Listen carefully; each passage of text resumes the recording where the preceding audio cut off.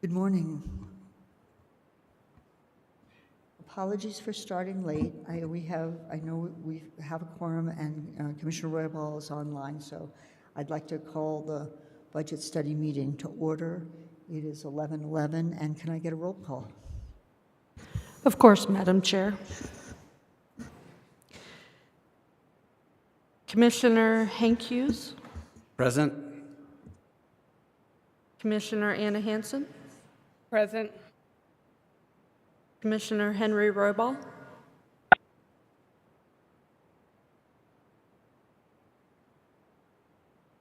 should I mark him as present since he's online? Yes, he's online. Commissioner, can you unmute yourself?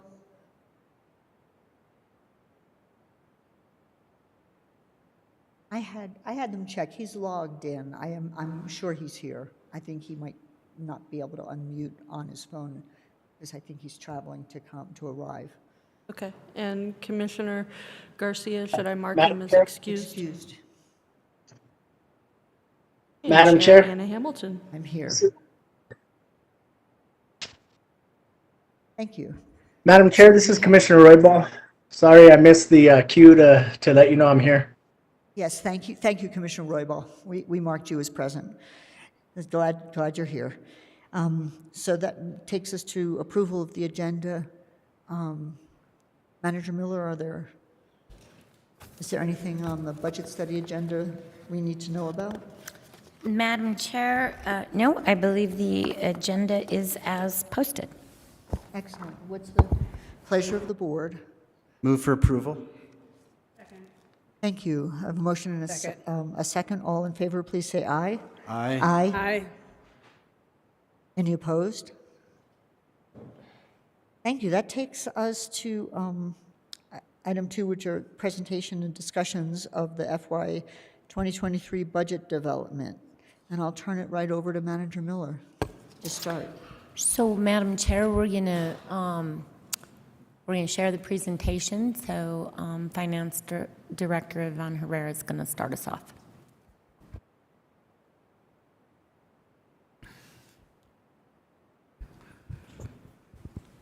Chair Hamilton, Commissioners, the presentation before us today is the revised budget request and revised preliminary projections for fiscal year 22. We'll start off with just an update to our calendar. Give me a second. Let me. Okay.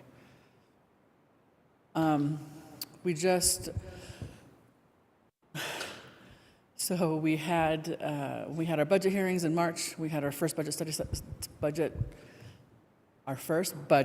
session on April 12th. This will be our second budget study session. Continue to want to say buddy. I apologize. We could be buddies. We can. And today we will be providing the board with revised information on the department budget requests. Oh, 26, okay. And which includes updated projections for revenue for fiscal year 22, which are used for projections for 23 revenue. And then fixed asset requests, which have been modified by the departments, as well as reviewed by the VERB and IT. A revised list of FTE requests and information, some additional information on benefits, and then just additional information that we thought it would be prudent for us to include regarding the economic environment that we are in right now. One update that I would like to make on the calendar is we had tentatively indicated that we would have we would ask the board for approval of the interim budget on May 24th. We are now looking to schedule that on May 26th. So we will have that updated for the next budget session and then work on scheduling that as we continue through our process. Next slide, we've got the population goals. Want to make sure we bring this back into the budget presentation to keep this in our minds as we proceed through the budget process. In Resolution 2011-024 and 2015-127, provides that the county is using a results-based accountability for budgeting, and then in Resolution 2015-127, population goals were added to the process, which include provide a safe community, promote a sustainable community, support a healthy community, and finally be a proficient, transparent, and accessible government.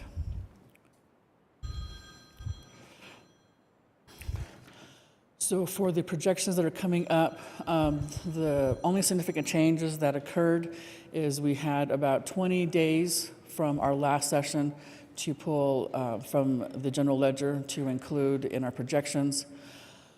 In addition to that, the largest significant, or the two largest differences relate to the ARPA budget.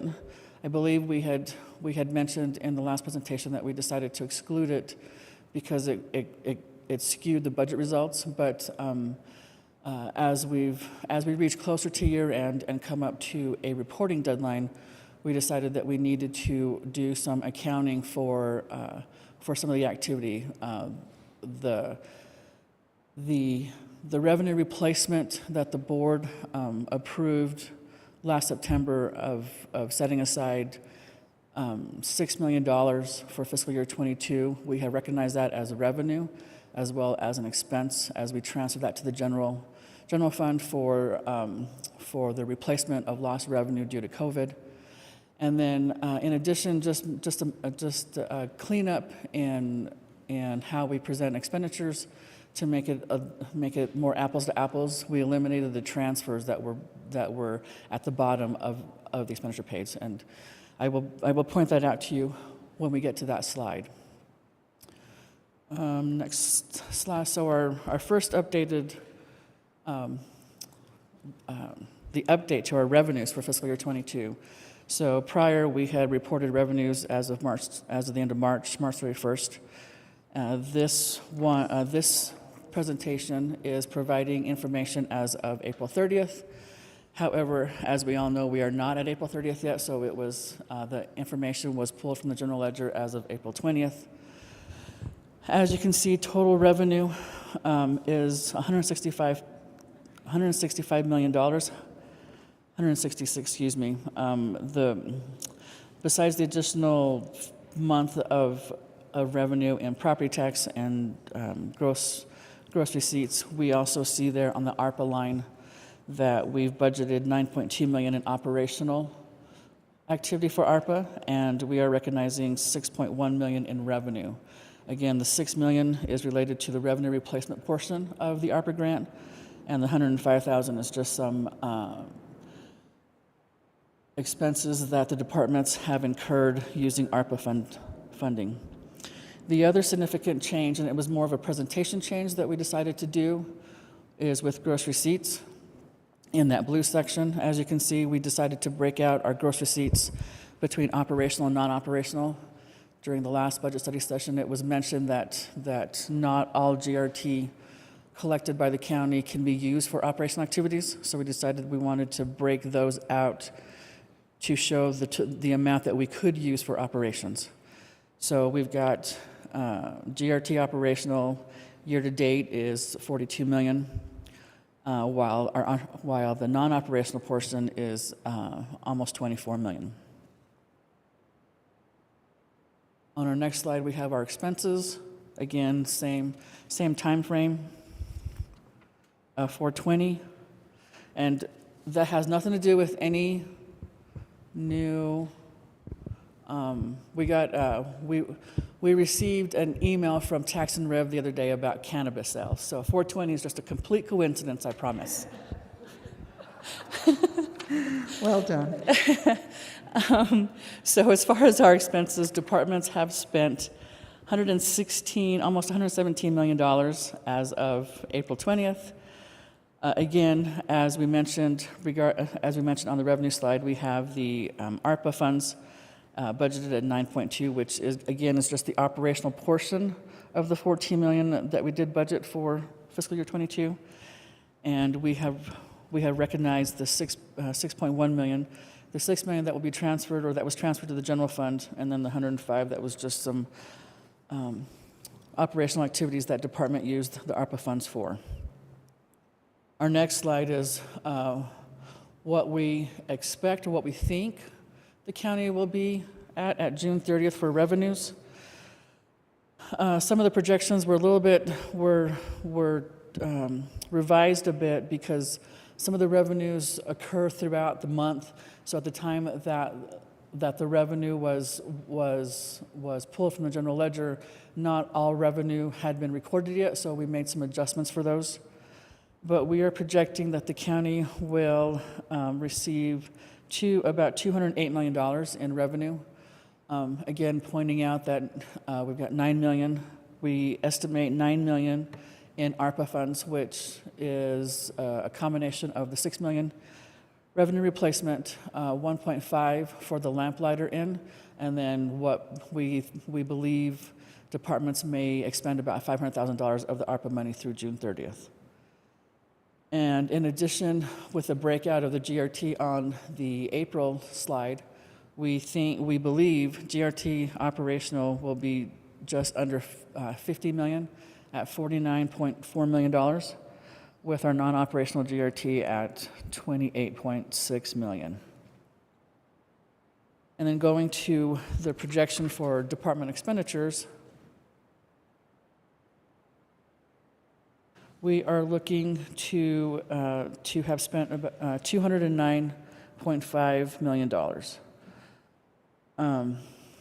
We've got a significant portion in that fund transfers that we had mentioned. That was eliminated, I think, during the projection. I'm supposed to be taken out. I apologize for that. But we decided to take out the transfers because we didn't present the transfers in on the revenue side, and it's not actually true revenue. It's just movement of money between funds. So between the debt service and the transfers, once we take out about 90 million of that, we're operationally at $120 million for as of June 30th, give or take, depending on how year end occurs, and if we're able to proceed with some of the projects that we've had that have been on hold because of costs. So using the information from April 20th and projecting it out into June 30th, we then proceeded to revise the projections for revenue for fiscal year 23. Can I ask a quick question? Yes, ma'am. Because I think you maybe just answered it, but I'm not sure. So, for both revenues projected to the end of the fiscal year and expenditures, if you look at the April 30th numbers and you do a linear projection, the average over those 10 months times 12 months, they're both those numbers are lower than what's here. So, wow, that sounds loud.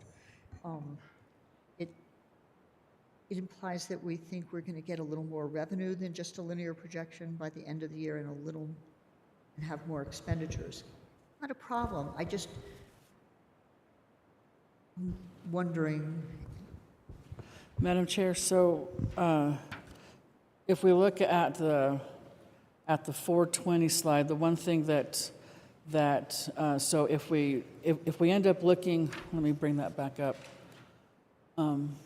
If we end up looking at the expenditures and eliminating, so on this slide, I actually did remember to take out the transfer line. So if we eliminate the $22 million that we have there in debt service, we are at like $94 million in expenditures as of 4/20. And if I'm not answering the question, Chair, please No, I think you're please on correct the me. track that makes And sense. then if we look at the expenditures or the projected expenditures for June 30th, by eliminating those two, the $28 million in debt service and and Oh, and the transfers. the Thank you. transfers. So So you that's did answer it, I just didn't okay. catch it.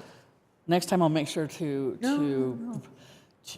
first of all eliminate the transfers when I say I'm going to, so a slap on my own hand, and that way it's apples to apples. Yeah, thank you, thank Okay. you. So taking the information from April, and then what we think we're going to be at June 30th for revenue, some of the adjustments that we made were related to property tax, gross receipts tax, again ARPA, the ARPA funds. So with property tax, we're still awaiting for final numbers from the assessor's office, but the information that we were able to obtain yesterday, we used, we recalculated what we thought the operating portion of property tax would be, and we updated our projection to $54.5 million. And then for gross receipts, we'll continue to look at gross receipts after every single month, considering that current month's distribution to see if we see any growth, increases or decreases, and adjust our GRT projections. We are still not, we have chosen not to be, we've chosen to continue to be conservative in our GRT because there's just components of it that we just don't know yet, specifically internet sales. Since we can't isolate it out, we are looking at historical data to try to find the trend or growth for GRT so that we know where internet sales is located in the GRT reports. It's just not broken out specifically to say this is internet sales. So it's kind of hard for us to say that all of that is growth and we expect to see that same amount next year. So we want to be conservative until we're able to dig down into that data and really isolate the components that we see are questionable, and not overestimate our revenue, and thereby by having expenditures that may not be supported by revenue. Yes, yeah, Commissioner Hanson? Is your, are you on? Okay. Just curious, Yeah. Does tax and revenue break anything out about, internet sales, cannabis sales, anything? Or are we just not getting that data, or do they not even consider that? It's just a lump sum, whatever the counties bring in. Madam Chair, Commissioner Hanson, they do break it out, but they break it out by industry. So we know the sales and the tax related to those sales. And in the monthly report that we do in finance, we look at matched sales, which tells us exactly that the tax was matched with the specific sale. But they chose or didn't decide. I can't answer as to why they didn't separate internet sales from all other industries. They have included those in the retail industry. As far as cannabis, we did get communications from Tax and Rev that they will be providing a separate report for cannabis excise tax. So that will be clearly identifiable. But as far as the internet sales, we definitely saw an increase in when that began, but because of what we went through COVID, the ups and downs, and the tourism, everybody wanted to get out, it's kind of hard to be able to say it's related to COVID or is it related to internet sales. And so we've just chosen to try to work backwards using historical data based upon some information that Tax and Rev did provide us. And so hopefully by the time we get to the final budget, we'll be able to have a better idea of what our GRT is going to look like. But as far as internet sales, it's just reported as retail sales, under the retail sales industry. Right, so Yeah. that makes it a lot more difficult. I completely understand that. But is there any way that Tax and Rev can start beginning to look at this in a different light, like start recognizing that for counties, municipalities, that we need to know what is internet sales, what is tourism, what is retail. I mean, can we request that of them, or is that state law? Madam Chair, Commissioner Hanson, I don't believe it's state law. I think it's just the way Tax and Rev chose to collect the information and then report it out to the recipients of GRT. I don't know if they looked at how they would account for that. I can't really answer that. We did ask when we had received our first distribution that involved internet sales. We did ask for additional information, and what we got back in a response was that they just don't have that broken out. So we can certainly reach out to them and ask if there's any intent to change their reporting structure. I don't know what it would entail. I can't imagine it would be something relatively simple, so I think it would have to be some sort of adjustment and one, how they classify it, and then how it's reported by the entities who report tax and rev. So I can't imagine that it would be something that'd be overnight or in a month or short period of time.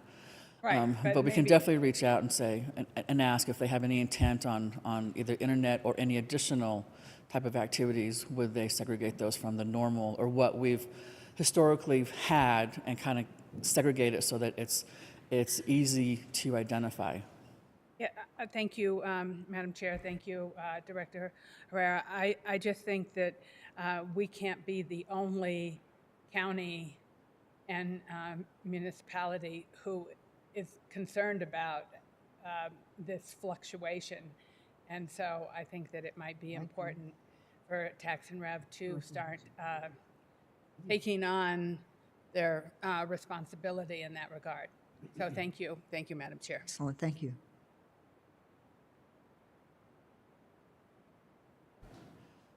Madam Chair, so we have the gross receipts. So again, we did, while we're being conservative, we did recognize that we do have some increase specifically related to internet sales because of still being in COVID, and as we come out, will internet sales continue to be as big as they were during COVID? Is there a reduction? We are recognizing an increase over past years, but we chose not to be as aggressive by using what we've collected now in fiscal year 22. So I believe we saw, if you look at the change from the prior year to fiscal year 22, it was just over 30%. Obviously, that's quite significant. We chose to go about halfway, and we'll continue to revise that projection as we get each month's distribution, knowing that we're coming up to the season of activities and the different festivals and whatnot, just to watch to see what kind of impact we have. We have seen a significant increase in lodger's tax, which correlates to the increased activity in tourism. But because we just came out of COVID, the state ended its indoor mask mandate. More people are traveling, more people are vaccinated. We're seeing that activity, but we can't really tell if it's going to be sustainable, and if it is, at how much of it, 100%, 50%. So we'll continue to watch it, and when we come to the final budget projection, we'll have at least 11 months of GRT to kind of use to see if we still see that growth or that increase into next year. And then for the ARPA funds, so the ARPA money is going to be distributed in two amounts. We received our first amount last end of May, beginning of June, I think.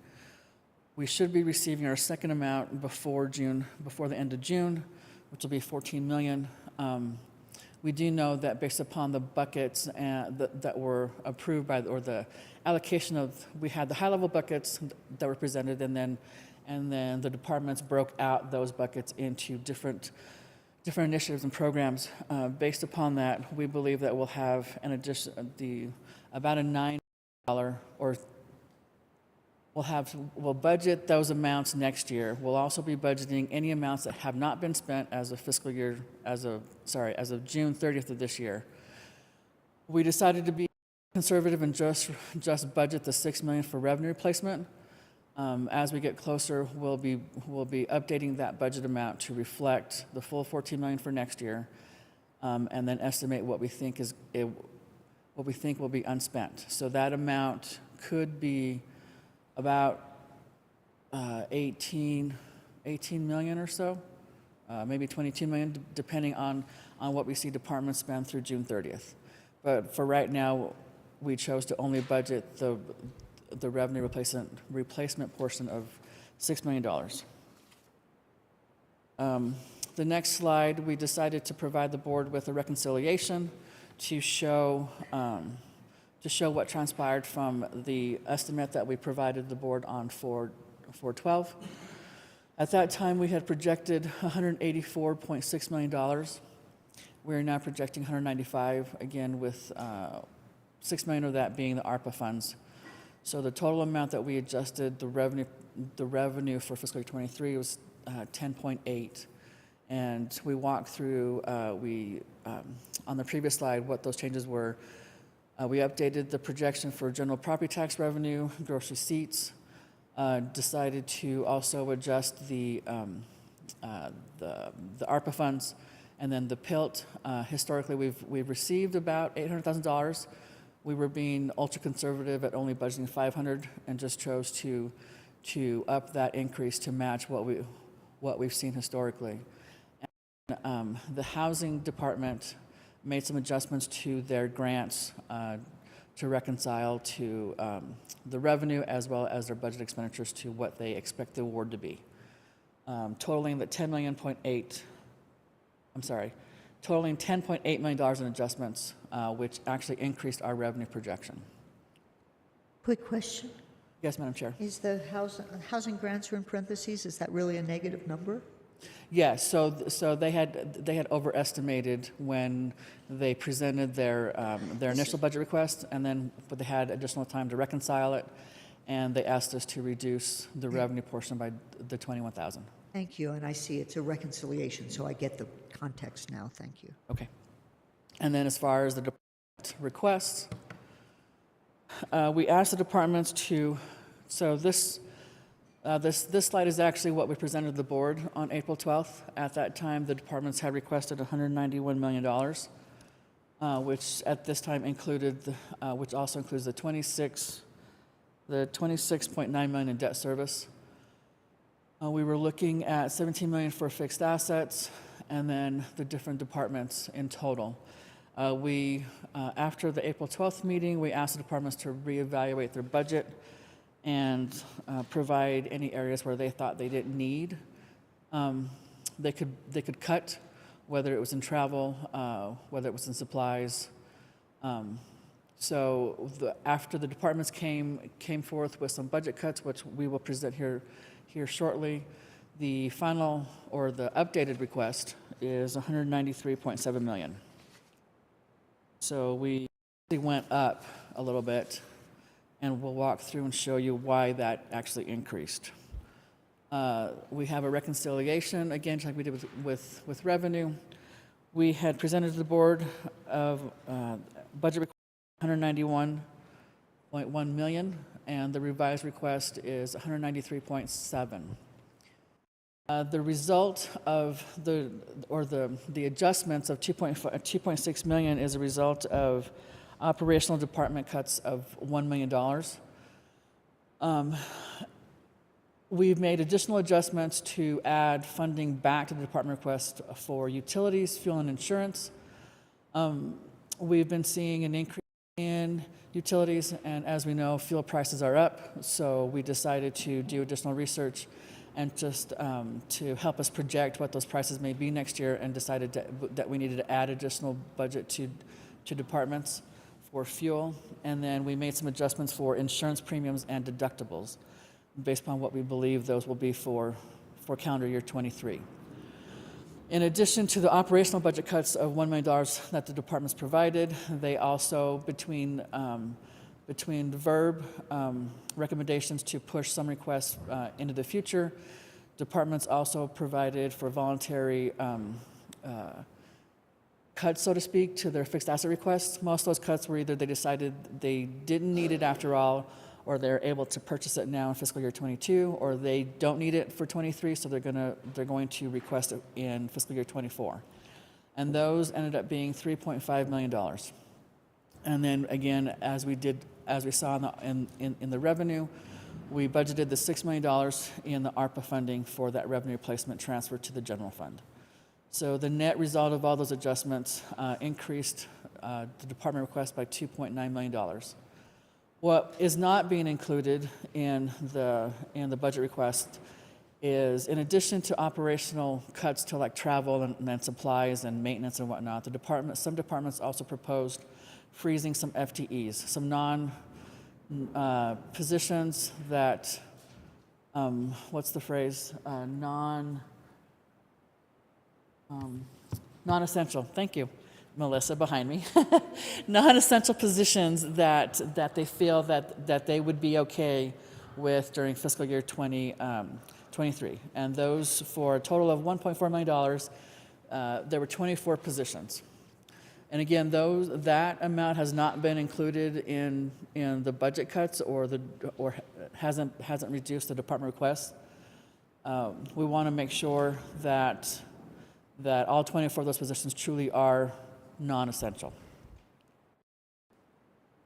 And on the next slides, we provided some additional information on on the departments that did provide cuts and where they made those adjustments.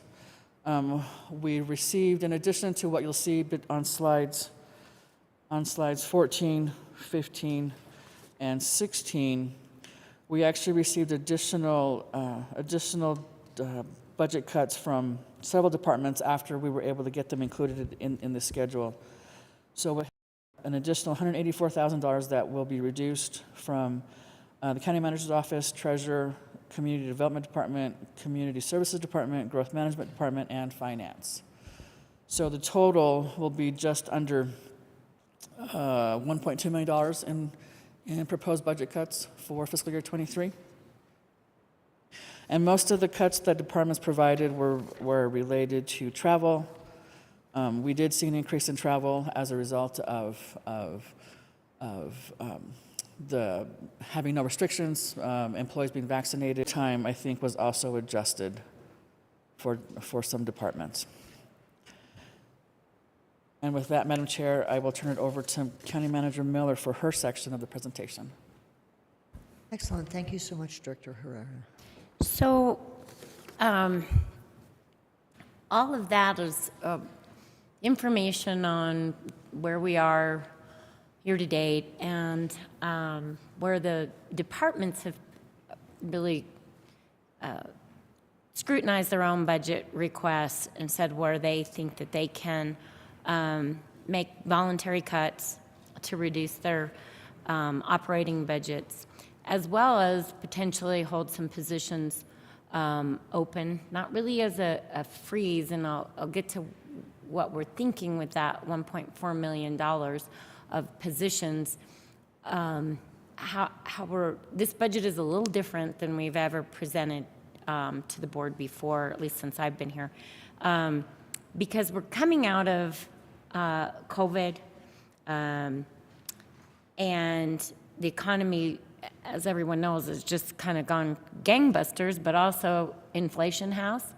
Cost of fuel, cost of mortgages, interest rates, everything is more expensive. And people came out of the pandemic spending money. They got money from the federal government. They came out spending. And you can see it in our GRT revenues, but it's hard to say how much of that is going to stick.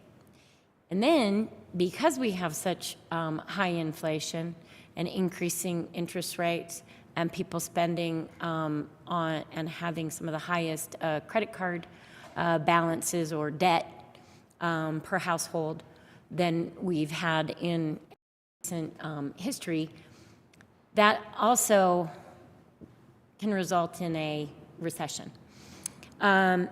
We've got the war in Russia and Ukraine. It continues to have its impact globally, but also here in the U.S. It affects our supply chain. As Yvonne put it, the big picture is it's ugly because all of these hits have added to an increased risk of recession and more inflation.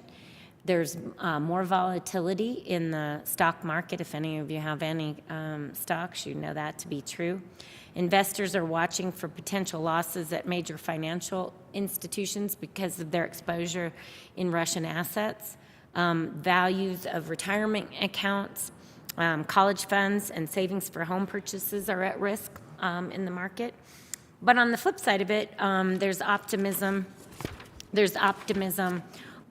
Unemployment being low and the job market is humming along and people still have money to spend, and unemployment rate is going low. And I'm sorry, I actually missed slide 17, but it goes back to the economic sanctions with the war also hurt the U.S. economy because there's continued disruptions in the flow of goods and money.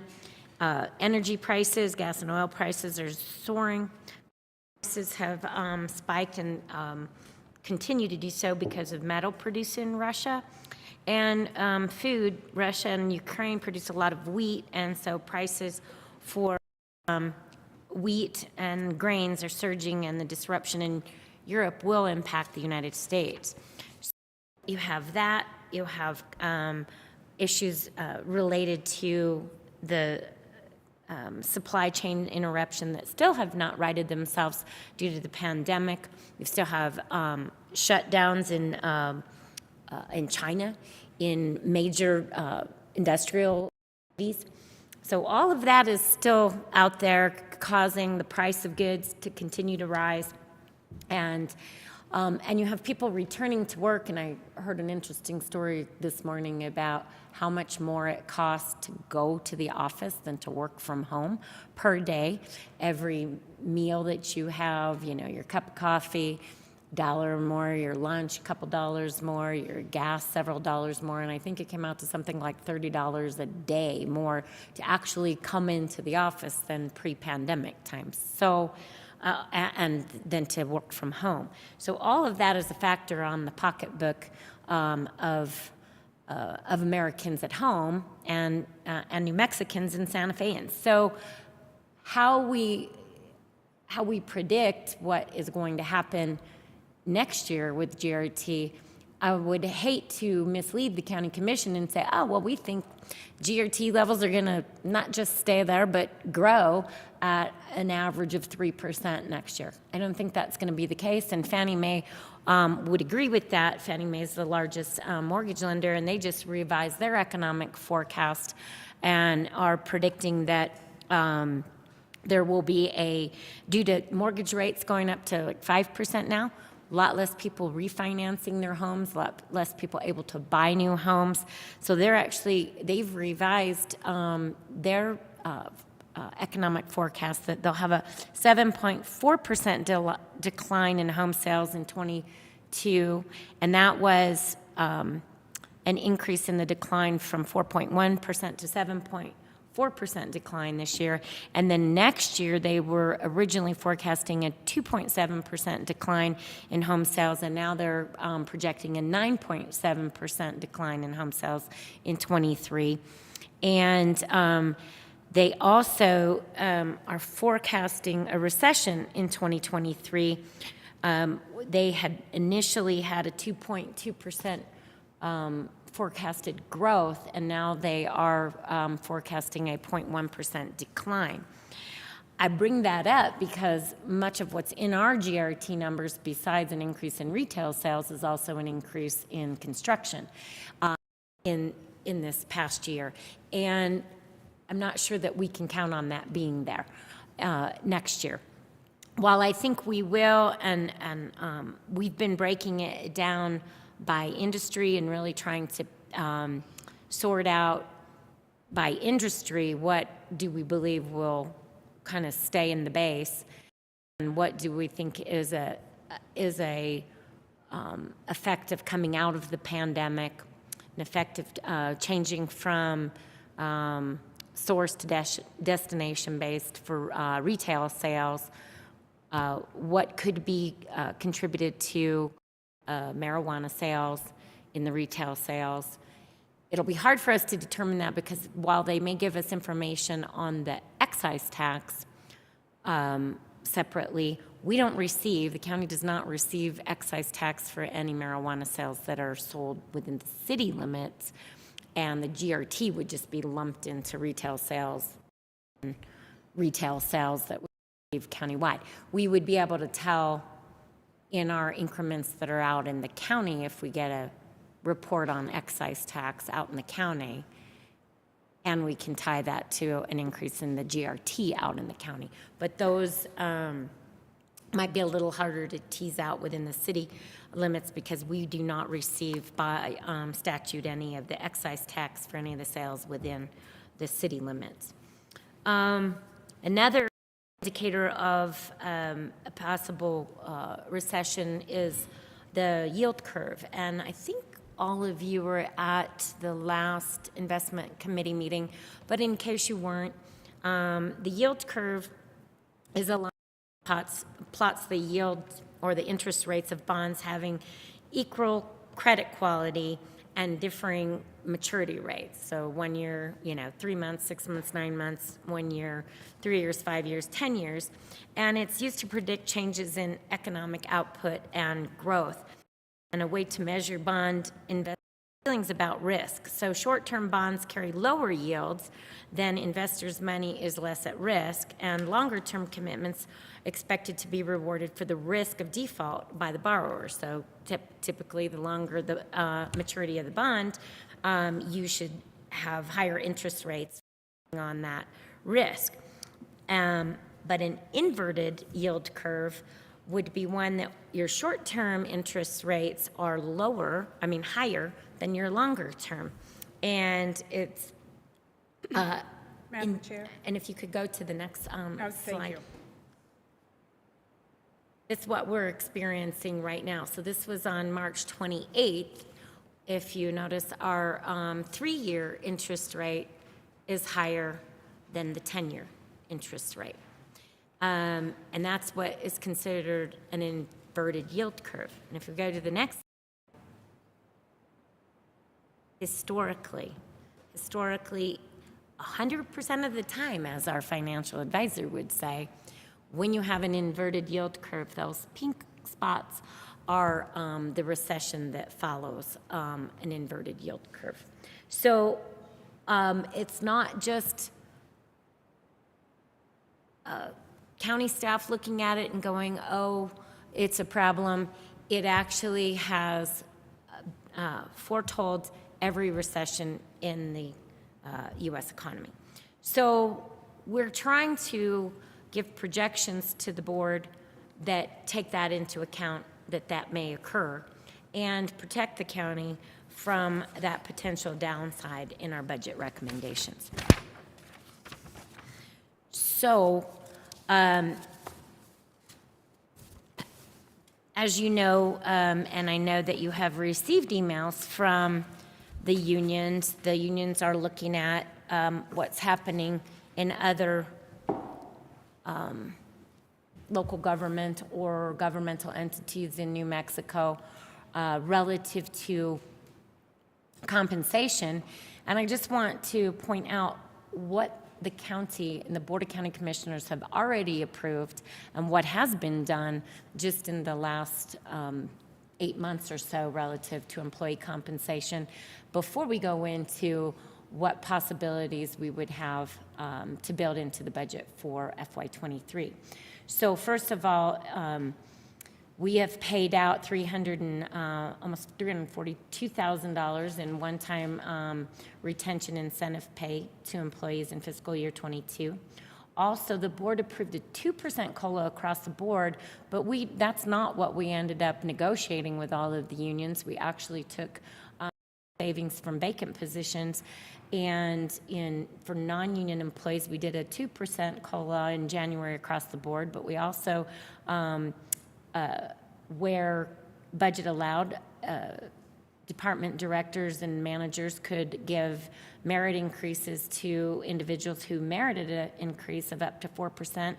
They also could do adjustments in competitive job classifications. So we had some job classifications that were at $14 an hour. We brought some up to $15 an hour and some even more than that in order to make sure we were able to, and that was like cooks, drivers, navigators. Also in corrections, our corrections detention officers, case managers, paralegal staff, and clerks records individuals received what I'll call salary adjustments if they were not high enough in order to bring people into the jobs or retain people. We also changed our cadet starting pay to $19 an hour, and our forestry techs to $15. These are part-time positions to $15 an hour. AFSCME blue collar, same type of adjustments were made. They were done not across the board, but by categories. For instance, in AFSCME blue collar, equipment operators, utility field operators, development review specialists, those who were, as a result of the market, were significantly, those classifications that were significantly below our competitor governments when you're looking for staff, we made increases to those salaries as well in order to stay competitive. And then in the union negotiations that we have, AFSCME corrections, there was an across-the-board average increase in all our detention officers, plus shift differentials of 60 and 75 cents an hour that they had not previously had. In AFSCME medical, we did an average of a 9% increase across the board, including shift differentials of $3, $5, and $7 an hour, depending on the shifts, which is a 740% increase. In New Mexico, Coalition of Public Safety Officers at the dispatch center was an average of 6.5% increase to the pay scale. And our sheriff's deputies, an average of 4.5% increase to the entire pay scale. And our firefighters was a 2% increase to the pay scale.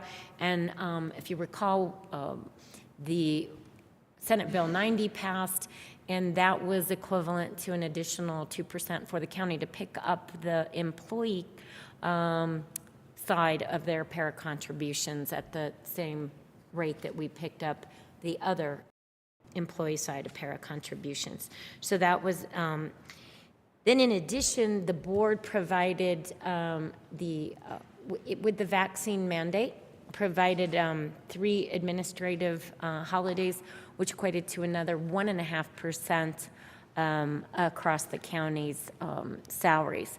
So just in FY22, I don't think there was anything less than 4%, but probably averaged something more like 7% across the county in salary and benefits increases during fiscal year 22. Not all of those are permanent increases, but they were consideration given to the employees by the county during the past fiscal year.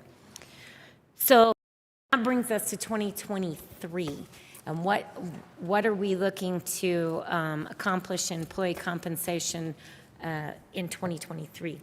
We had a class and compensation study that was done by a consultant.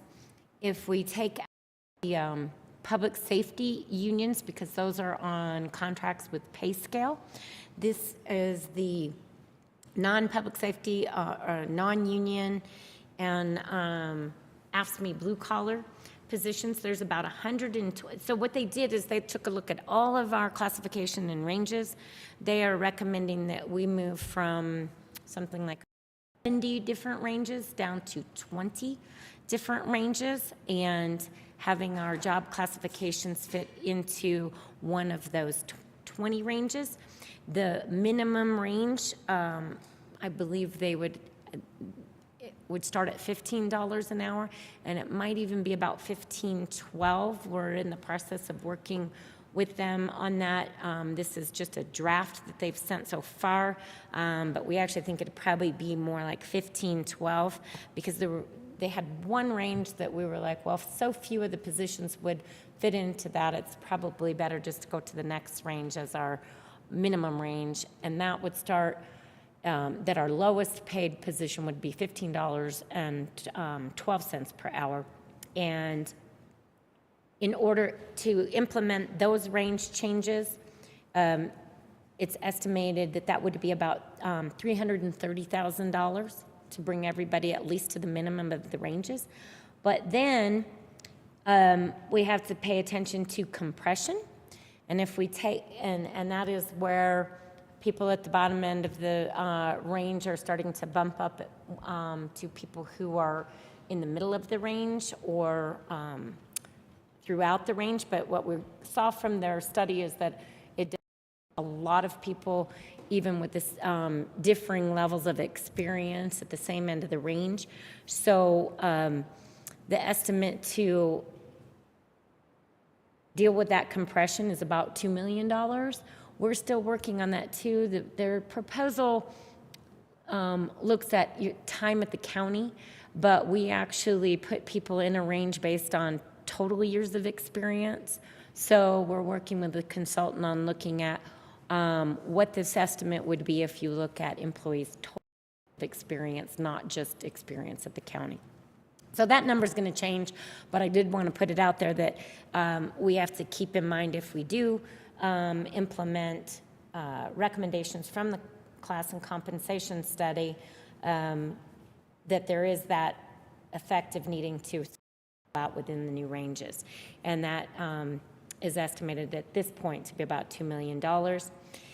Also, if we look at a COLA, and this is something, we typically do our COLAs in January, but because of the cost right now, high inflation, we're also looking at what would it look like if we did a COLA in the first pay period in July, which would be July 2nd, to try to counter the increased costs in utilities and food prices and whatnot for employees. So if we did a COLA at 2 to 3% countywide across all unions, July 2nd, that could be about $2.5 million. But I would say that if we did that, that $330,000 above would be predominantly absorbed in that COLA. It would bring everybody up in the minimum of any new ranges. So it wouldn't be in addition to that 330. It would probably be something more like 2.5. Well, depending. If we did a 3% COLA on, it might be $2.8 million, but then you bring everybody within the minimum of the new ranges, so you would not need to budget that $330,000 separately. But we would need to budget something to try to deal with compression, and we're looking at trying to do that over 2 years and possibly requesting about $1 million to start tackling compression issues in 2023, and then maybe another $1 million in 2024. Just to give you an idea on slide 25, if we were to do county-wide COLAs effective 7/2/2022, a 1% countywide with benefits is $721,000, and a 4% is almost $3 million. We will probably end up somewhere in that a recommendation more like the 3% range, but rather than waiting till January, look at something in July. And then you can see what it looks like if we end up doing COLAs effective January 1st for employees. If the board were to decide to do a COLA on July 2nd, but then wanted to look at an additional COLA in January, if the economic outlook is good, those numbers are proposed at 1% to 3% for those employees under $80,000 who are most impacted by inflation. So those are just some numbers for you to consider. We're looking at all of this, and we will have recommendations in the next budget meeting, but that's why we're trying to nail down the property tax numbers. One of the issues we were having with property tax is I had received from the assessor's office what our new construction and what our maintenance was, but then the numbers that we got off of that they pulled off of the system don't appear to have all of the values in there. So before we could say we definitely would be getting 55, 56 million in property tax, which by the way is our more stable revenue stream. It tends to stay pretty steady, and it's very rare that it actually drops, even though we had anticipated during the pandemic it might drop. We didn't think values were dropping. What we were concerned about is people's ability to pay current year. As it's turned out, we've had actually more people pay current year.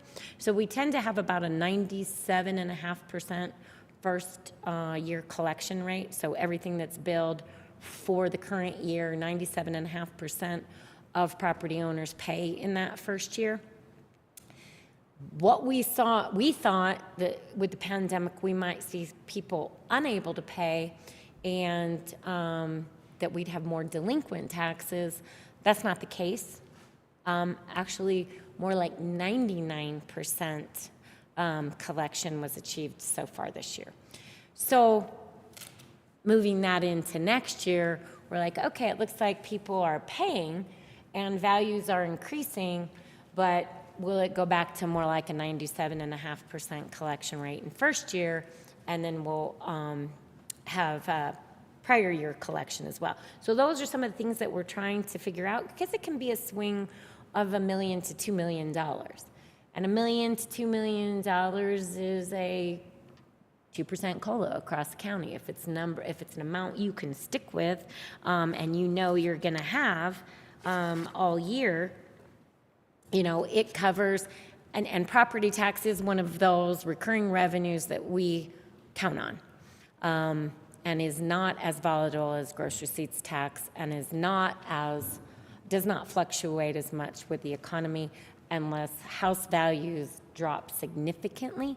But even if they do drop significantly, there is a mechanism in state statute called yield control that just increases the rate on individual properties if their value drops. So we don't see that massive fluctuation in property tax revenues, and so that's the one we're really trying to make sure we have accurate before we make any recommendations on recurring salary increases. Can I ask a quick question before you shoot on? The COLA estimate on slide 24 compared to the ones on 25, the ones on page 24 is under the same assumptions as the top set, all year and countywide? Or is Yeah, there that was some just different assumption? just to say, if we said let's have some money for COLAs, and the COLA average estimate, that was between a 3% and 4% COLA for the whole year. I just wanted to make sure. It's That's not, what you would say. like I said, we're just trying to actually get some numbers to say, okay, what do we need in recurring revenue in next year's budget in order to address all of these things? The class and compensation plan, new FTEs, COLA across the county and across all unions, and any changes to employee benefits. And if we said, okay, we can count on $5 million new recurring revenue, how much of that do we need for increased fuel prices, increased utilities, increased materials, and increased operating supplies and contractual services, and how much of that do we need for salaries and benefits and new FTE? So that's kind of where we're working from. So when we're getters, and we're taking the class and comp study, COLAs, the all the union contracts we have, para contributions. So if we go to the next slide, the state also increased para contributions by 0.5% on the employer and employee side for 0.5% per year for the next 4 years. So we know that we have to keep in our budget at a minimum, if you didn't even give any COLAs right now, it's $341,000 on July 1 for us next year to meet our 0.5% of the contributions. But if you give COLAs, if you were to also in July give, say, a 3% COLA, we'd need another, or a 4% COLA, somewhere in that range, you'd need another $150,000.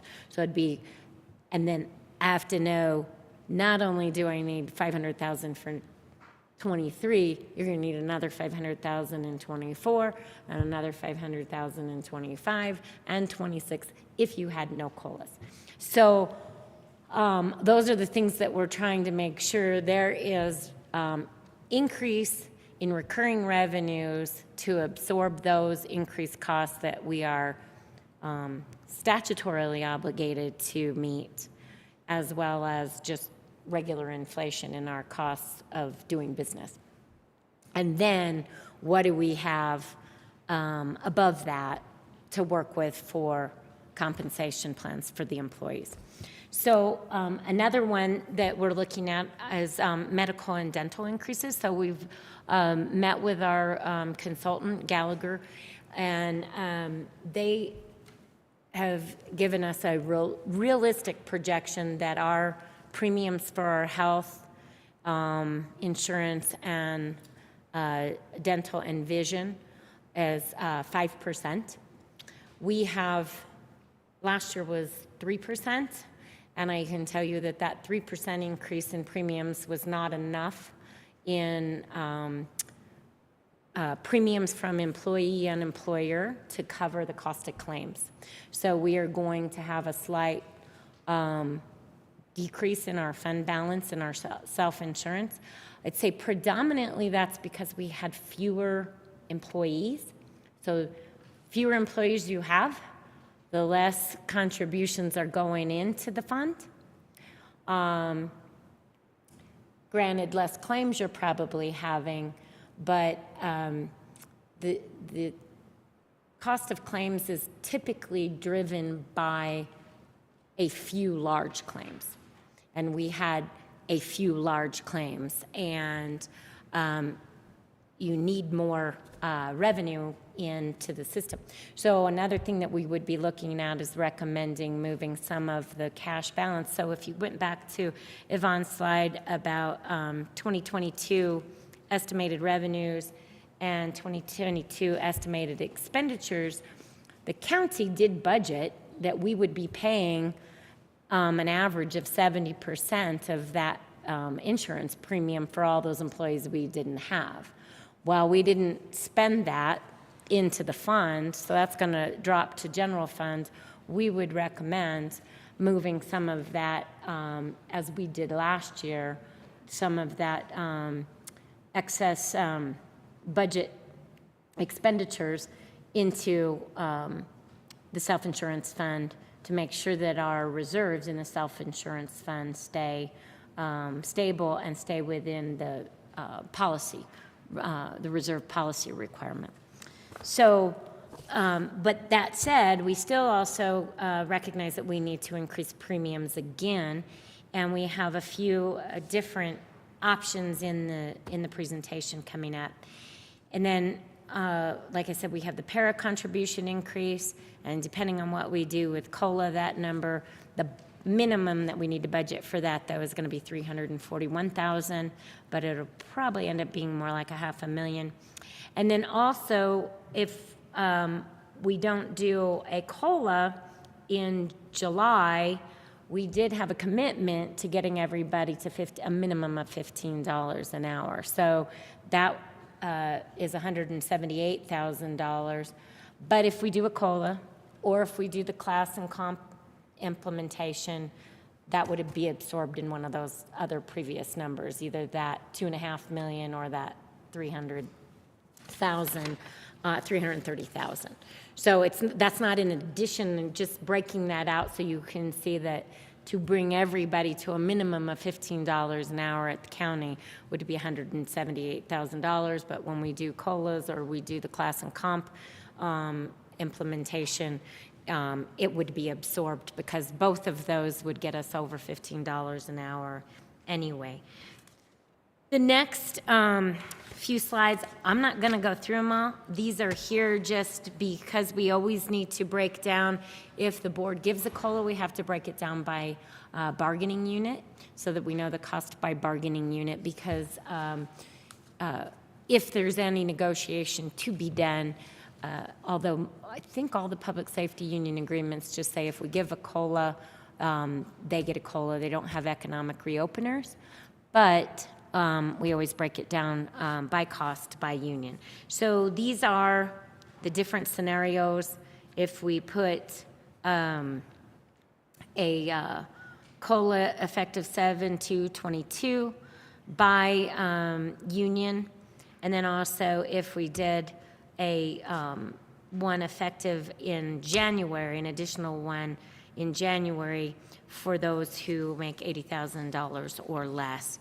That's the breakdown of the numbers for those. I'm not going to go through them all. I just want you to be able to see that that's what any COLAs that we would put in front of the board. This is the breakdown of how the cost is per union, bargaining unit. So unless you have any questions on those, I'm going to go all the way to slide 34, and that is where it would give you totals, and those totals being, as I said, around $2 million, $2.2 million with a 3% COLA effective July 2nd, and if we had COLAs at something less than that in fiscal year, at midpoint of the fiscal year, what a half of the year looks like, and then what the other half to implement it in 2024 would look like. Then on slide 35, health costs. As I said, our consultant has indicated that a premium increase of 5% is necessary for our health plan, or we will fall below keeping premium payments equivalent to or slightly higher than claims. And I know that the county commission is always concerned as management, concerned of what does that do to the take-home pay of employees. So what we've been looking at is we currently have 4 tiers. And that is that the county pays 80% of employees' health insurance premiums for those employees at $30,000 and below. We pay 75% for those $30,000 to $50,000 a year. Pay 70% for those employees who make $50,000 to $70,000 a year, and 65% for those over $70,000 a year. So what we've done is we're looking at a couple of different scenarios and what that would cost if we change those tiers. One of them is to move from 4 income tiers to 1 income tier. We're at 75% for all employees, so the county pays 75% for all employees. Illustrative number 2 moves from 4 income tiers to 2, with 75% paid by the county for those earning $70,000 or less, and 70% for those earning over $75,000. And then 3 was to try to hit it a little bit closer to across all tiers, changing from 4 tiers to 3 tiers, but 77% for those at 50,000 or less, 72% at 50 to 70, and 76% over 70,000. And then I'm going to request a 4th one because as we look at these, I'm not sure we're hitting what we are hoping to hit. So if we go to the next slide, it's a little hard to see, but I'll just take you all the way over to the blue columns. And that's what it costs the employees and what it costs the county in each illustration. So if we went to one tier of 75% of all employees, it saves employees $161,000. So that's the middle of the far right blue column. You'll see a total of $161,000 in parentheses.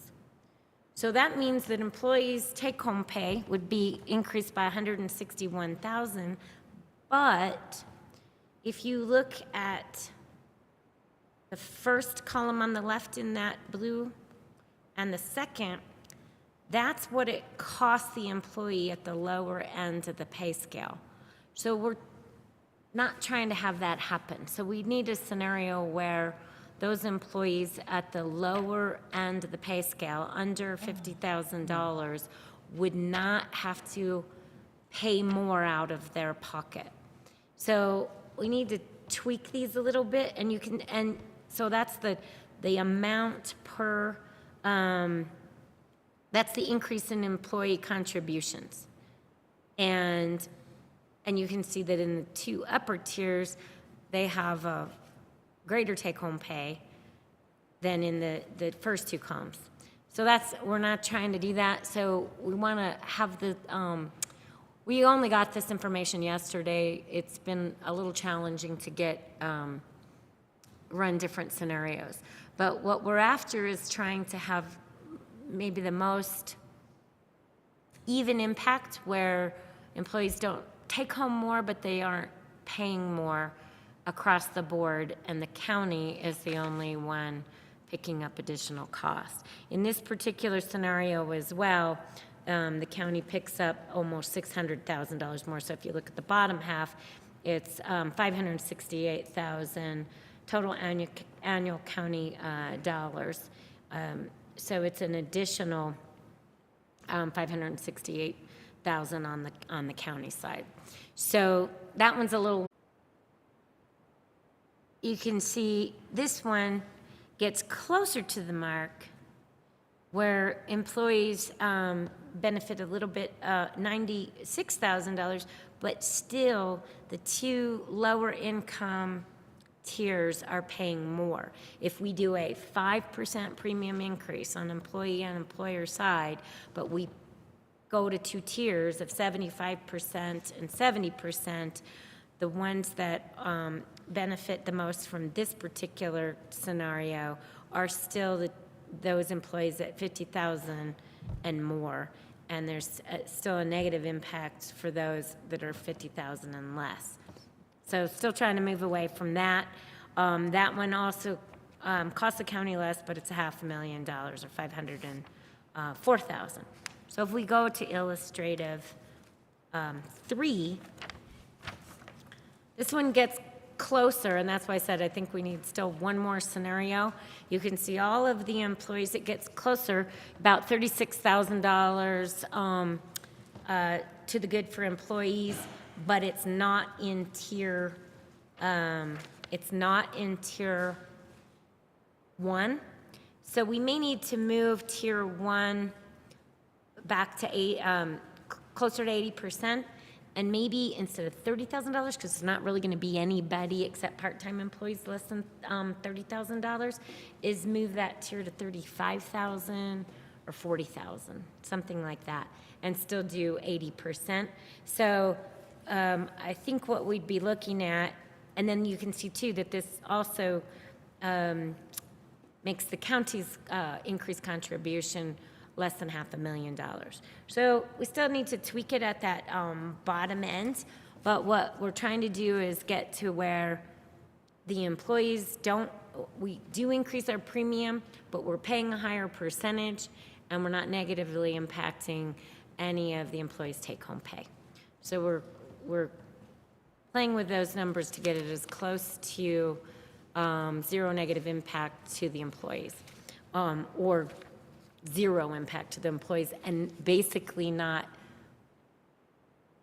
take away from any COLA that the board would give the employees.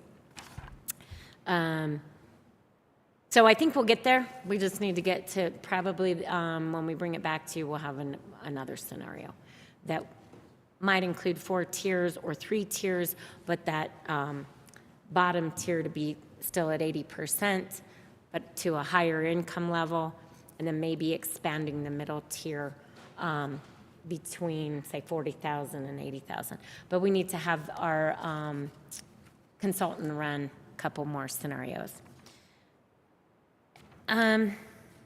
So that's a cost that we would be looking at on the county side of probably between $400,000 and $500,000 for the county, and that would be a recurring cost. The next slide is the FTE requests that we're also looking at, and that is on slide 39. These are all the FTE requests that we received, totaling $1.4 million. We've been working with each of the departments to go through what can we do with these requests so that we could actually offset the cost of a new FTE with either a position that they currently have that could be reclassified, or a position that they could freeze for a while that they could actually do without, and then put those funds to a new position. Or it might be that we just need the new positions. So we had in community development a sustainability specialist, we had in community services contract manager and a teen court manager, in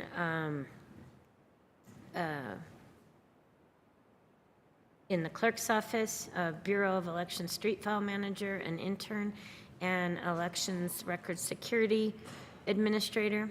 In fire, emergency management, a communications alerts and warning officer, an EMS quality assurance lieutenant, reclassifying captain of recruitment and retention, a reclassification of training captains, and an engineer of training.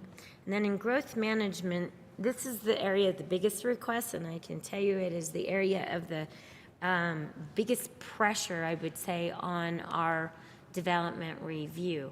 As you know, we have vacancies, but we also have probably a record number of permit applications in, plus the code is more complicated than prior to having the code, and it takes more time and a greater process involved in taking applications through the review and recommendation process. And then an open space interpretive ranger and a senior planner. So those were the requests, and now the next slide, on slide 40, is where we are at this point in our recommendations. In IT, met with the clerk's office and got a good sense of what their needs are for an elections and records security administrator, and probably what they need is an IT generalist with the support of all of the other IT staff, but having a person that is dedicated to the clerk's office, particularly during elections, for all of their setup and breakdown and whatnot, and security issues. So we're in the process of looking at how we could do that. One of the ways we are thinking of is that the clerk has a recorder position, and we could either reclassify that and put some of those funds towards it, or freeze that position and move the funds over to the IT side of the house. Under the community development, they withdrew their request for the sustainability specialist at this time. Same with community services. They were able to do some work within their existing staff to address the contract manager and team court manager positions. The other two requests in the clerk's office, we would look at reclassifying a clerk recorder for the street file manager position. And they have funding, existing funding for interns. And if we get a grant, we would budget the grant and budget the grant and the position at the time of getting a grant. Under the fire department, we're looking at holding a couple of their positions open that they have in administration, but more of accountant and secretary positions to help offset the cost of an emergency management division position in communication alerts and warnings. This is really to build up that process that you did in your district, Madam Chair, to do more of those type of drills. And it's obvious that fire danger is not getting less, it's getting more, and that we really need to have evacuation procedures and with all the communities in the county and how to deal with that type of emergency. So that's one position. Then we took out, and also the EMS training division, quality assurance lieutenant. We would recommend that one. We would not recommend reclassification of the captain of recruitment and retention for volunteers, but rather a deputy fire chief position that is over really dealing with the volunteer side of the fire department. We have over 250 volunteers. We have 14 districts. And we think that in order to really mesh the operations of the volunteers and our career staff, we need to elevate that as a priority to the top level of the department and try to find a way to integrate across all areas of the fire department, the volunteers and the career staff, and that having a deputy fire chief at that level is the way to actually bring expertise in to create the guidelines and the training programs, the recruitment programs across the entire department. So we're looking at, and we used to have a deputy fire chief, and that position was actually reclassed when we did the public safety department director, because we were doing that at a time we did not have, we were coming out of the last economic downturn. So we think it's a good opportunity to put that position back and really focus on integrating the career and volunteer sides of the fire department. Then we also have funding within the department to do the reclassification of the training captains, and so we would recommend that, but it would not require additional funding in order to do that. Then in growth management, another area that, as you know, the growth management department, all the division directors are eligible for retirement now or very soon, and the department director, and we really need to work on succession planning and have a deputy review specialist and a review specialist senior. And then if we put the short-term rental ordinance in place and start generating revenue off of that and need to do additional enforcement, we think there would be revenue, and you could look at mid-year adding that inspection position to be funded by revenue from the permits. So out of the 17 requests, we have it down to 11 recommended. And on the next slide, Could you just do one explanation? sure. The numbers on the far left, county manager 1, community development 1, community services 2, county clerk 3, fire 5. What are those numbers? They're not the totals, and they don't match the, the fifth column, which is numbers of FTEs. So I'm just wondering what those are. Madam Chair, it's just a number that populates from the database so the departments enter their request into a database for FTE, fixed assets, and projects.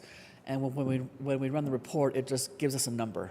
But that So those numbers don't really mean anything. It's they're the an ones. ID number or something? What's that? They're an ID number or something? Like that? Kind of. Got It's it. just it kind of varies. And then I think last year when we presented this, I put them in order like 1, 2, 3, 4, 5 kind of deal.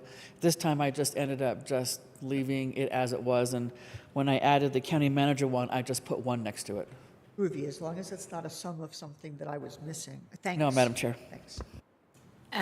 No, and I think it's in the database. It's the ID number in the database.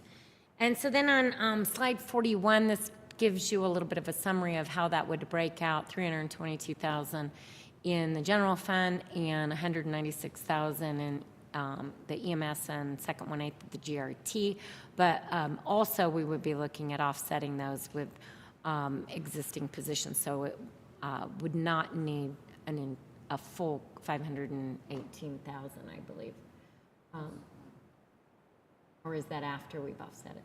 Tell me that again, I'm sorry. The 518, we still have positions that we'd be moving money from to offset that total cost, right? Madam Chair, County Manager Miller, yes, yeah. So, so that's where we are. There might be some slight changes to this before we recommend the interim budget, but that's this is pretty much what it's looking like based upon all our meetings with the elected officials' offices and the departments. So we're pretty glad about that we're narrowing the FTE request down. Do we have time for a quick question? Sure. Commissioner Hanson? Yeah, what about if we find in January we need another FTE? Would we find the money that we needed that? Like if we realized that maybe in growth management we actually did need another code enforcement, or we needed some help? But is there a possibility that in January we could add that in? So, Madam Chair, typically we don't add FTE in mid-year, and only for one reason.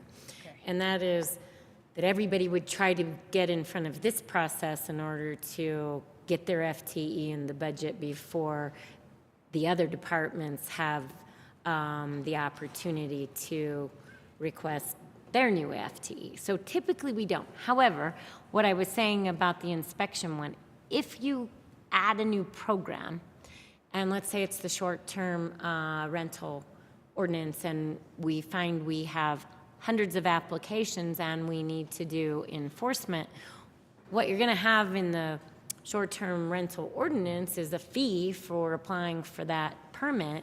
So we'd have a revenue that we could say, all right, at this point, we know we're getting this amount of revenue. We could recommend budgeting that revenue and that FTE.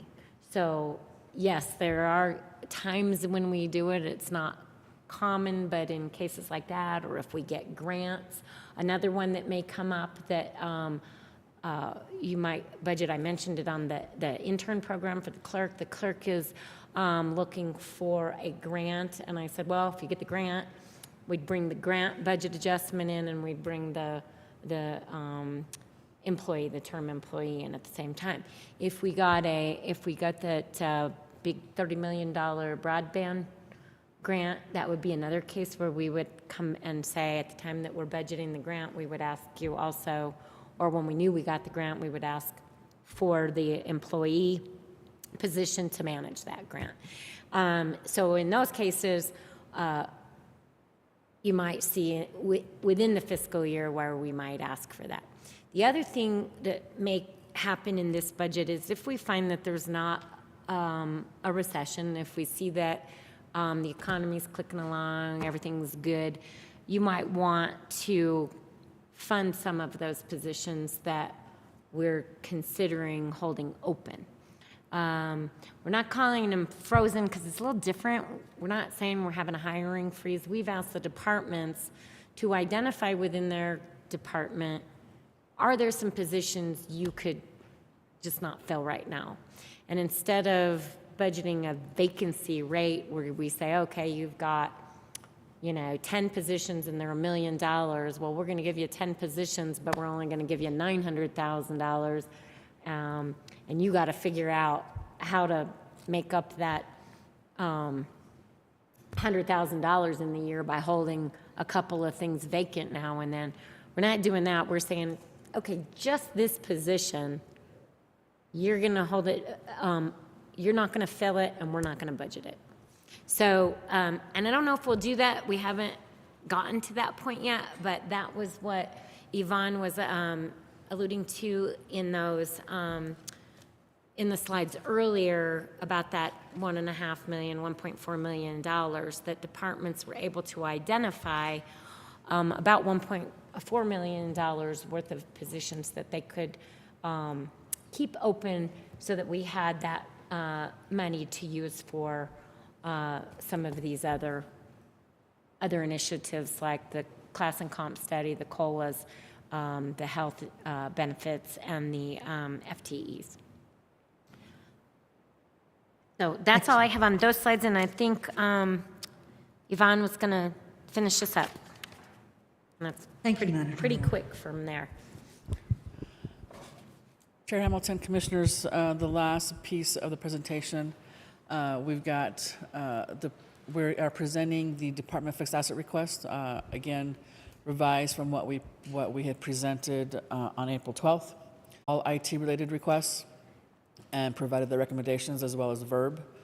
The total revised cost for fixed asset request is $14.2 million. To fund those requests, we have estimated that we will have a salary savings of $8 million to fund those that would be funded by general fund, and then those that are funded by other revenue funding sources, grants, such as housing or the fire marshal money, those amount to $9.4 million. And those requests will be funded by those revenue sources. On the next slide, we just have additional breakdown of that same dollar amount by the funding source. Again, the general fund the total general fund amount is $7.2 million. And then we have the other requests that are coming that would be paid from clerk's fees, federal grants, gross receipts tax, property tax administration fees, state grants, as well as utility charges for services. And then we just provided a detail of the category type. We've got equipment and furniture, IT-related vehicle, and other. And then the last part of the presentation, we talked a little bit about the future impacts of the budget. Each year we look to see what the state legislature has passed and what kind of impact those bills may have on county operations, county budget. As previously mentioned, we have the enactment of the parent increase, the 0.5% for the next 4 years. And then we potentially might see an impact related to the change in prevailing wage rate for public works projects in the procurement process. And then we have procurement preference. It just added added additional preferences for Native American resident businesses and Native American resident and veteran businesses. And then finally, we've got some GRT changes to the hold harmless. I believe we talked a little bit about the changes. What they ended up doing was basically resetting the clock on the hold harmless. What's the phrase, Manager Miller? Basically, phase out. Thank you. Phase out. so the clock on the phase out of the hold harmless distribution was restarted in the current year. So we're still looking at what that means, but essentially what we think it is that there's actually no impact to the county, but it's a 7% decrease up for the next, I think, was it 10 years? Is that what 7 years? So the next 7 years, we would see a 7% decrease in those distributions as it phased out. And then we've got slides related to ARPA. When we presented the budget for fiscal year 22 to the board, we actually presented a super high level bucket of how the ARPA money could be spent. And then when fiscal year 22 began, we ended up asking the departments to provide additional information and how those buckets would be then further allocated. We previously talked about the county's distribution is being provided in 2 lump sums, 14.6 million for a total of 29.2 million. The original bucket was approved by the board back on June 29th, 2021, which seems like a lifetime ago. And then the further breakout of those buckets was approved by the board on September 28th, and that's what's presented on the following slides. So we have a summary slide showing what those buckets were that were first approved from the revenue replacement of the $12 million, again, that we're going to split out between fiscal year 22 and 23 to help cover the, FTEs, new FTEs, public safety, public works, community development, COLA compensation packages, and then we have the public awareness and public health related expenses, economic development, infrastructure, affordable housing and shelter assistance, connect programs, and behavioral health and mobile crisis.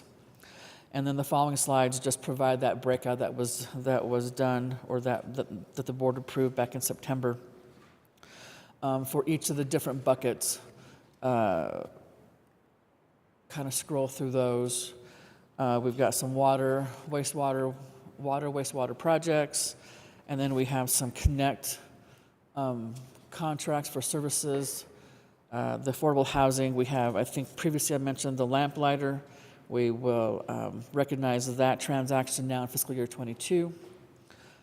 And then we have our connect services. And the last slide we have is the next step in the budget. We continue discussion with the board on budget priorities and direction and the recommendations. Finance and the county manager's office will then develop the interim budget. We will be, as mentioned at the beginning of the session, today's session, we will be looking to present the interim budget for board's approval on May 26th. And we still have internally on the finance side, Public Works, County Manager's Office, we still need to look at projects to present to the board through the ICIP and get as much of that information as we can into the final budget, which will then be presented to the board sometime in June. At the latest in July sometime. Hopefully not, but that's where the budget stands, Madam Chair. That is just outstanding. I want to preemptively say, I mean, it's an outstanding presentation, and I, for one, I imagine everybody really appreciates the detail that you give in terms of the direction, the trade-offs you're considering, the matching of, revenues and expenditures, the level of information that we have to look at, I think is just outstanding and really, really appreciated. Manager Miller. Madam Chair, I did want to, and I forgot to make these adjustments. As Yvonne said in the when she was presenting the ARPA funds, we are having a little trouble getting them out the door. So that's why, we got 14.6 million, but when we're showing you expenditures, it's coming in at the revenue replacement, the 6 million and maybe another couple million. And I just want to speak to that. First of all, we had to adjust all of our contracts, but all of the Connect contracts now have been adjusted, and the contractors are starting to spend the money that we put in addition to their regular contractual services that we put in that was the ARPA. And I was talking to Rachel yesterday. She said maybe they've got about 100,000 of invoices in that, but they're starting to spend that. Also, we had an agreement with the city for the $1 million to assist those individuals who did not receive funding from the federal government, but we're still waiting for the city had agreed to put that money through their program, but they have not approved the agreement on their side yet, but it's slated to go, I think, to their finance committee this month. And then we also just put the paperwork through for Lamplighter. That's $1.5 million. That'll go through. And then also on our list of projects, I noticed we had not changed. We had that Abajo redirect of $1 million, but we moved that to the broadband conduit for the Northeast-Southeast connector. So I need to update this spreadsheet. And hopefully we'll have, when we do the capital project budget study session, we'll have some updates on where we are on all these infrastructure projects as well. We're struggling on capital projects, the costs. As soon as we add money to the project, we modify our engineering contracts, and they come back and tell us, oh, it's up another, $500,000 or whatever. So even Northeast-Southeast connector, we just keep getting cost increases on that from our engineers, and we can't even get the drawings done in order to get it out to bid it without getting significant budget increased or estimated increases on those. So just wanted to let you know we are battling that, but we are trying to get all of get the ARPA funds moving and get them out on the street. It's just difficult because it takes a lot of contractual changes in order to do that. But they are in place now, so we should see money flowing on that. Oh, and another one is that we were going to build or put a portable building in Edgewood for behavioral health, but the First Choice has given us office space or space within the facility. So we've been working out of the First Choice facility, and we're putting funding into contractual services for behavioral health. Although we did do another RFP and we only got one respondent, so we have to do that again. And so we're putting funding into the crisis triage center. So some of the things that we've been trying to push the money out, we're having a little bit of resistance in having contractors that can help us do that. And that has slowed down some of those expenditures, but I think you'll see in our next quarterly report relative to ARPA funds that we've started to move that money a lot faster than we have to date. Excellent. Thank you very much. Sure. So I think in the interest of time, if we just move along, I think the next item is public comment. And so I'll open public comment. Is there anybody present from the public? Or Daniel, I see Daniel's checking to see if there's anybody online. If there's anybody online, if there's anybody in the sound of my voice who wants to make a comment on these proceedings, please make yourself known or unmute yourself and speak. No, and Daniel tells me he doesn't see anybody, so I'm going to go ahead and close public comment. Are there any concluding announcements or other business? If not, I would entertain a motion to adjourn this budget study session. I'll move to adjourn. Second. Thank you. A motion and a second. All in favor, please say aye. Aye. Aye. Thank you. So we're adjourned, and we will reconvene if housing doesn't mind. Can we take 5 minutes break? So we will reconvene and begin at exactly, on at least my phone anyway. And that clock is wrong. My phone says 12:57. So we will reconvene at 1:02 and a half, just to cover for error. Thank you very much.